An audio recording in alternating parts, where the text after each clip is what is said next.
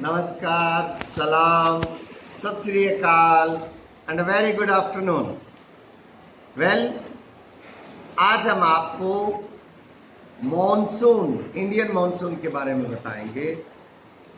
हमने पिछले वीडियो में जाना था इंडियन क्लाइमेट किन फैक्टर्स पे डिपेंड करता है।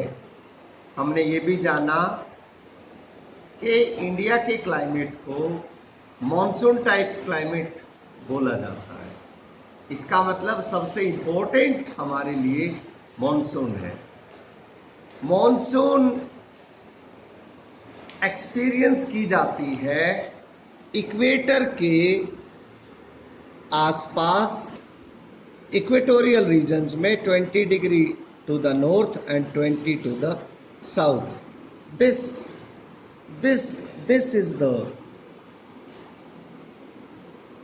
This is the region where monsoon is experienced. This is the region. Monsoon is experienced in this region. 20 degree to the north, 20 degree to the south.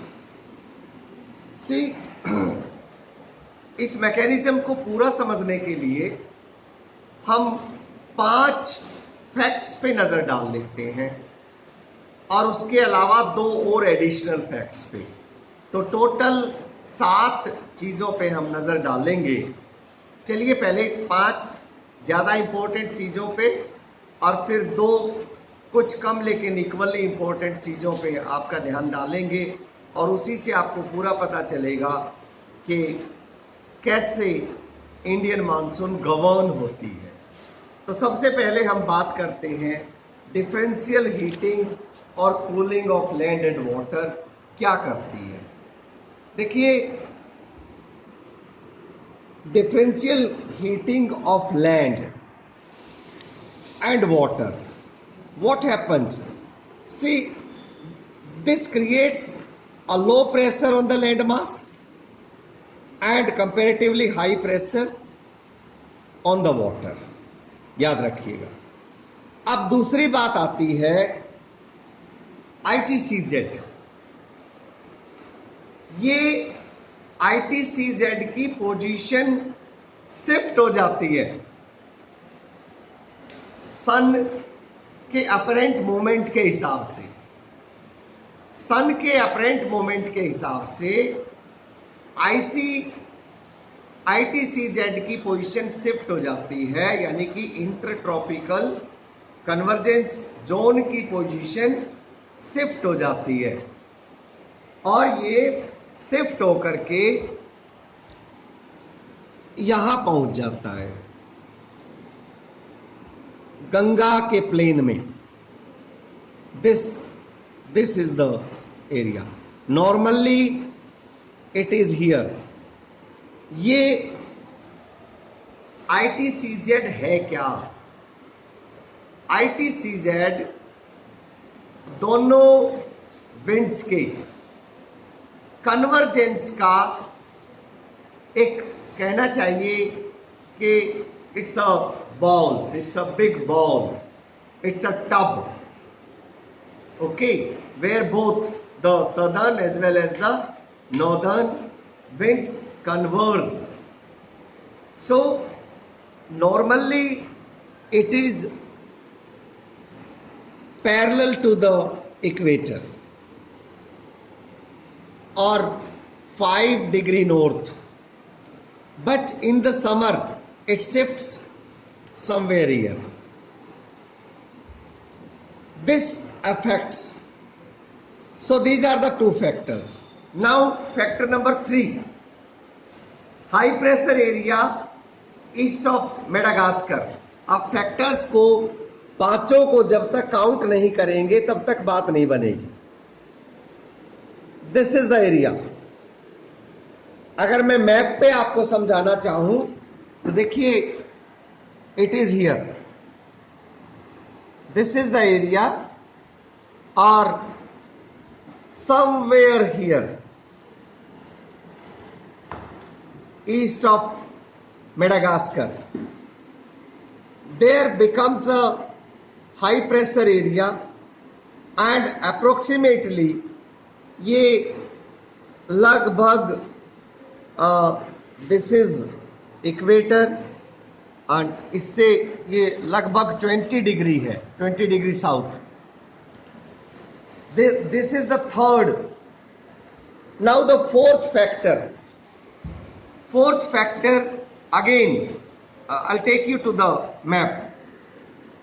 ये जो area है north of the Himalayas, Tibetan plateau, this is the fourth factor which affects, and the fact of the matter is it affects a lot. It during summer होता क्या है कि इतनी गर्मी यहाँ पर होती है कि वर्टिकल करंट्स फॉर्म हो जाते हैं. लो प्रेशर प्लेटो के ऊपर लो प्रेशर, आप अंदाजा लगाइए, it is 9 kilometre at a height of 9 kilometer from the sea level, and here it becomes very hot, and because of this heat there develop vertical currents. This was factor number 4. Factor number 5, the moment of the westerly, both the jets, one is here, this is the westerly jet, and the other one is here in the south, somewhere at 14 degree. This is easterly jet. So these two jets also affect the Indian monsoon. I'll take you to count the major points. Let us count them one by one. We have already seen them on the globe and the map. Let's count them one by one. The differential heating and cooling of land and water. It creates a low pressure on the land and high pressure on the second. The shift of the ITC jet. This makes a difference. Third point, the high pressure area east of Madagascar. Fourth point is Tibetan plateau. It gets intensely heated and thereby creating the vertical currents. And then of course the last one, moment of the westerly and the easterly jets. See, throughout the year the jet remains, the westerly jet remains south of the Himalayas, but during this time, during the summer, it shifts to the north of the Himalayas, and this makes a big difference. Similar is the case here. It shifts from here to here, and this is easterly jet and this is westerly jet. It gets shifted north of the Himalayas. So these are the 5 factors which affect the Indian monsoon. Apart from these 5, there are 2 more things that we should remember, and those 2 things are, see, it has been noticed that changes in the pressure conditions over the southern oceans also affect the monsoons. The changes take place here, and it affects the monsoon. The changes take place here, but it affects the monsoon.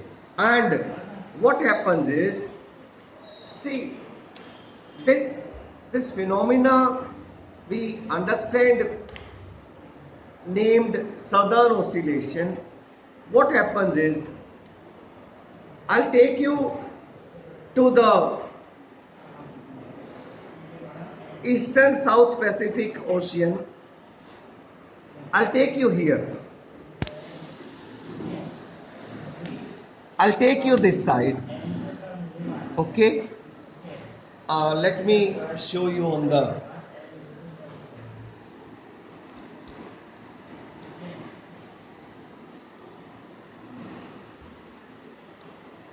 here. Okay. What happens is, see, let's focus at this place. Somewhere here. What happens is, this is the place, somewhere here. And then I'll take you to Australia, Darwin. So what happens is, the tropical Eastern Indian Ocean experiences low pressure in normal case. But in certain years, there is a reversal in the pressure conditions, and the Eastern Pacific has low pressure in comparison to the Indian Ocean. This change, this periodic change, say after 3 years or 4 years, it normally happens within 3, 4 or 5 years. This periodic change, this condition is known as southern oscillation, and the difference in pressure over Tahiti and Darwin, this is the place, 149,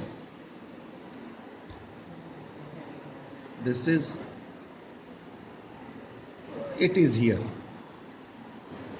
The difference between Tahiti and Darwin, this difference in the pressure is computed normally to predict the monsoon.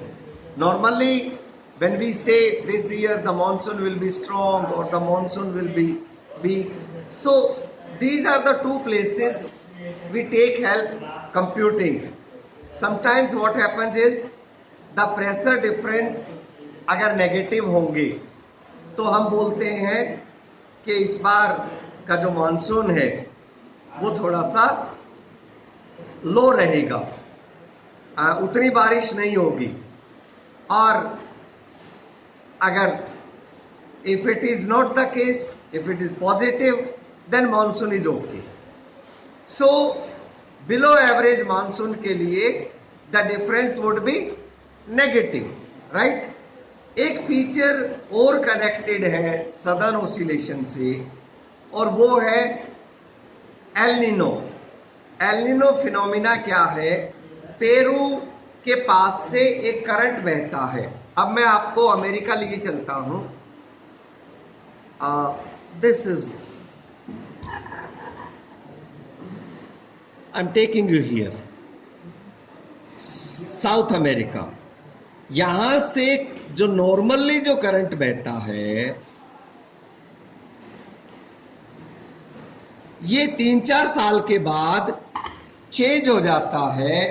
Normally ये जो current है ये cold current है, लेकिन हर 3-4 साल बाद hot current आ जाता है. And this makes a big change in the pressure conditions, और इसी को हम बोलते हैं एल नीनो इफेक्ट. तो सदर्न ओसिलेशन और एल नीनो इफेक्ट दोनों मिलकर के बनता है एनसो. इसे हम एनसो के नाम से जानते हैं. ENSO is the phenomena referred to as El Nino as well as southern oscillation. इस तरह से ये 7 फैक्टर्स अगर आप ध्यान रखते हैं तो पहला डिफरेंशियल हीटिंग, दूसरा ITCZ, तीसरा high pressure area over east of Madagascar. चौथा तिब्बतन प्लेटो के ऊपर जो गर्मी हो जाती है जिसकी वजह से वर्टिकल करंट्स पैदा होते हैं। और पांचवा moment of both the jets वो शिफ्ट हो जाता है। और इसके अलावा दो और सदर्न ओसिलेशन नॉर्मली मैंने बताया कि हम कैलकुलेट करते हैं दो जगह से, ताहिती और डार्विन। और अगर प्रेशर डिफरेंस अगर नेगेटिव आ जाए तो हम बोलते हैं कि इस बार मॉनसून लो रहने वाला है, और अगर पॉजिटिव रहे तो हम बोलते हैं मॉनसून अच्छा होने वाला है। लेकिन कभी कभार क्या होता है कि ये इफेक्ट एल नीनो की वजह से हमारा कैलकुलेशन गड़बड़ा जाता है। होता क्या है कि पेरू के पास से साउथ अमेरिका में पेरू के पास